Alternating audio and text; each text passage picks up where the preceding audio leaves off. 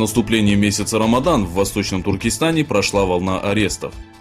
По сообщениям Радио «Свободная Азия», в провинции Хотан было задержано 137 человек. 107 из них включили в список граждан с неправильной идеологией и заключили в лагеря политического перевоспитания. Остальные 30, которые постились, были обвинены в незаконной религиозной деятельности и отправлены в одну из тюрем Восточного Туркестана.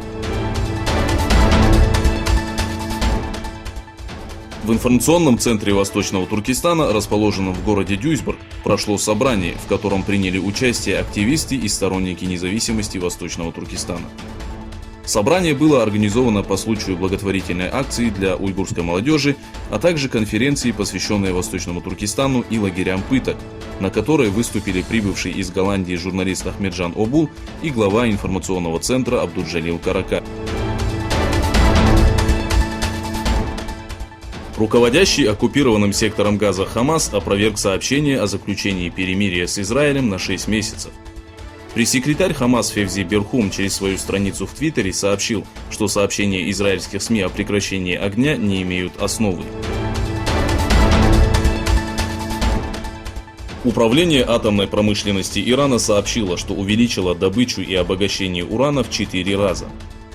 8 мая, после того, как США ввели санкции против Ирана, Тегеран заявил, что отказывается выполнять некоторые требования договора о ядерной энергетике. Власти Ирана сообщили, что вместо экспорта приняли решение увеличить запасы обогащенного урана.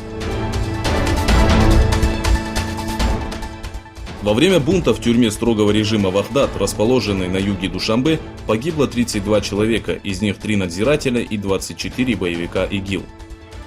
МВД Таджикистана сообщило, что надзиратели и 5 заключенных были убиты зачинщиками бунта, а остальных ликвидировал ОМОН.